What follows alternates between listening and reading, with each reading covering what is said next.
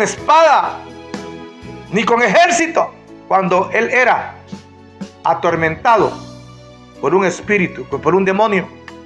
Y dicen que llamó a David, porque le dijeron, óigase bien, Saúl no había conocido a David en esas áreas. Se había dado cuenta que era un pastor de ovejas allá en la montaña. Se había dado cuenta que sus armas eran piedras y una honda.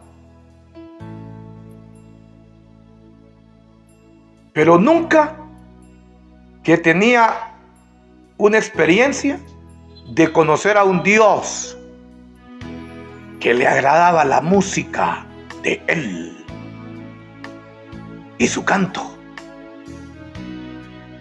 ¡Ja! Y entonces le dicen, oiga, le dicen,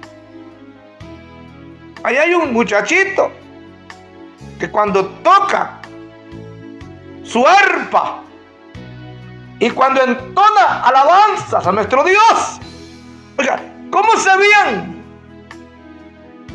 los que le dijeron a Saúl que él lo podía ayudar?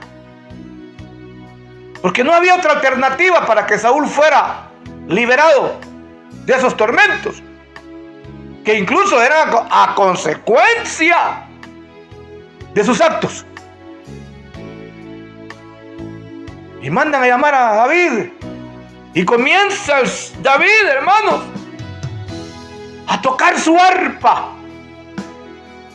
y comienza a entonar cánticos a su Dios, de tal manera que a medida que el canto subía a la presencia del Señor, el demonio lo dejaba libre.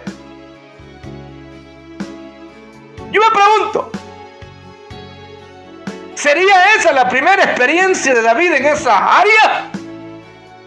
¿O tendría ya experiencias allá en el anonimato, donde nadie lo miraba?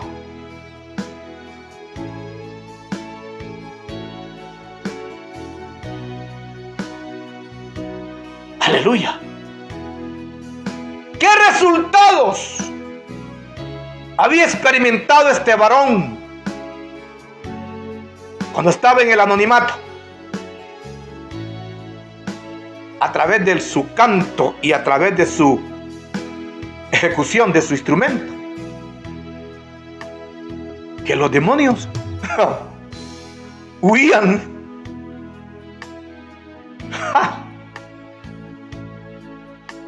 O sea, este muchachito, y que me perdone que le digo muchachito,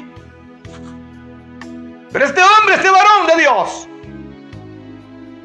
empezó a conocer a un Dios desconocible inclusive para Israel, porque en esas áreas no lo habían, y discúlpenme la expresión, no sé si está bien dicho lo que voy a decir, no habían explotado esa herramienta a su máxima expresión, amor, del amor a Dios,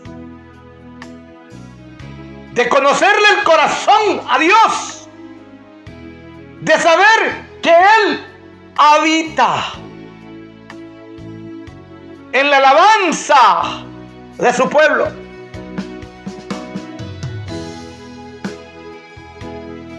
Que cuando se alaba al Señor, ¿cómo sería, hermano, la forma, ese canto? ¿Cuál sería el ritmo? ¿Cuáles serían las expresiones? Que cuando entonaba esas alabanzas, ese demonio se iba.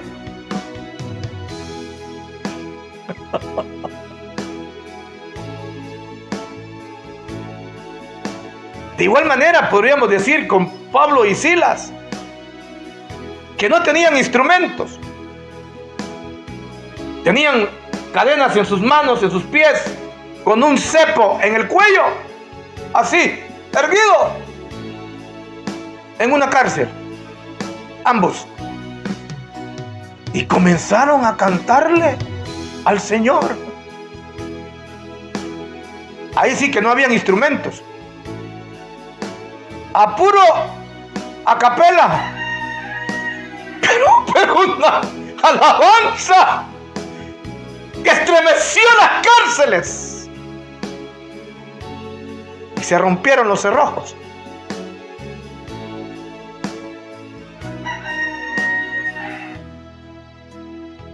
David logró entender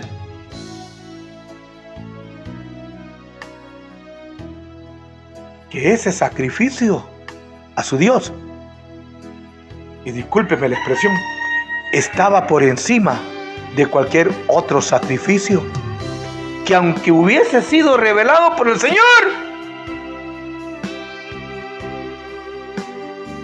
habían otras dimensiones para entender realmente el carácter de Él en esas, voy a decirlo así, en esas facetas dimensionales, eternas. Por eso es que hoy yo digo, hermano, y discúlpenme, yo no entiendo cómo es que ahora se han inventado un montón de música, y no es que es inventada, es copiada. Música mundana. Y fíjese que le voy a decir algo. Yo quedé sorprendido, hermano. Quedé sorprendido con un documento que logré, o mejor dicho, que el Señor me permitió lograr acceder. Estaba leyendo sobre un poeta, un filósofo que se llama San Severino Boecio. Este fue un filósofo y poeta latino-romano, traductor de la filosofía griega y teórico musical. Este hombre, o esta persona, dice que él clasificó la música en 3 tipos: música mundana, música humana y música instrumental. Y yo voy a compartirle lo que encontré. Dice que la música mundana,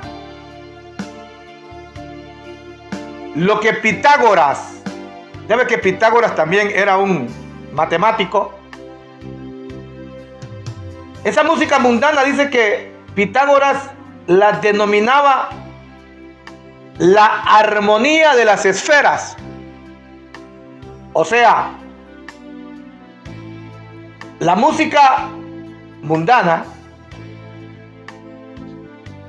la armonía era armonía inaudible del universo. Es decir, el movimiento de los astros y las estaciones. Dice, la música esta, que no podemos percibir, porque está referida a la armonía del universo. Mire qué tremendo es. Dice que esta música es una música inaudible, o sea, que no se puede escuchar. Y mire lo que dice aquí, que eso me dejó impactado. La música inaudible, que es esta, la música mundana, según Pitágoras, de lo que refiere este hombre, Severino Boecio, se considera, esa música inaudible, se considera que este sonido es demasiado constante o profundo para ser escuchado por el oído humano. Pero esto fue lo que me impresionó, hermano.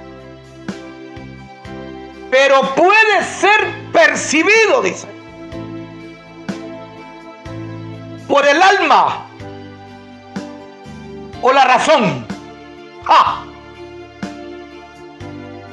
O sea que dice, estos intervalos musicales dependen de proporciones numéricas, lo que le llevó a teorizar que los cuerpos celestes, al moverse en sus órbitas, producen sonidos proporcionales a sus velocidades y distancias. O sea que la música mundana, dice él,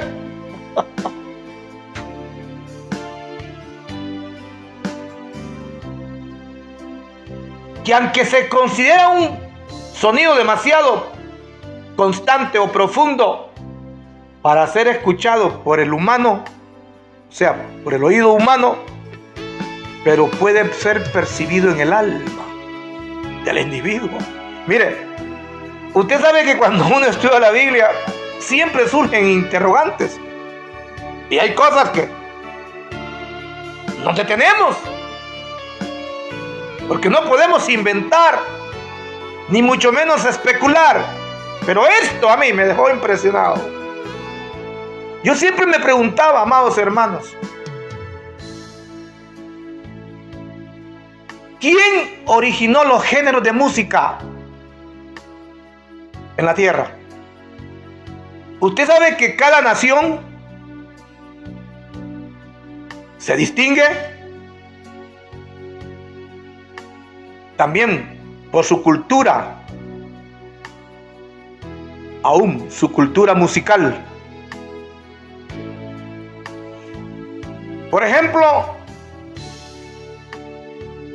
los mexicanos, y discúlpenme mis hermanos amados mexicanos, Dios me les bendiga. Las rancheras, yo siempre me he preguntado, pero hasta este momento ya me di cuenta. Yo siempre preguntaba, bueno, ¿y quién inventó la ranchera? ¿De dónde salió ese género? ¿Dónde está qué diría yo? ¿Dónde está su esencia? ¿O dónde está ¿dónde está su providencia? ¿De dónde salió pues ese ritmo que se culturizó en ese país? Y eso los identifica como cultura en el área musical en el mundo. Las rancheras, las músicas gruperas, el reggae de un país aquí en nuestra América del Caribe, en Jamaica, donde usted encuentra un jamaiquino, se identifica con su música. Y yo preguntaba, ¿y quién inventó esa música?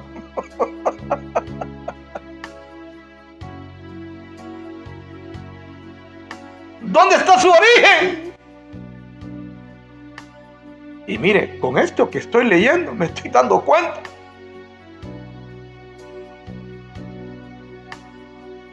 La música de la salsa, del merengue. Por eso es que hoy usted va a encontrar mucho hermano en Cristo que se denominan salmistas con esos ritmos musicales que solo lo que hacen es cambiarle la letra del mundo y le ponen letra de la Biblia, pero el ritmo no cambia. Cánticos y alabanzas con esos folclores. El reggaetón la punta, pero yo le voy a decir algo con la punta hondureña.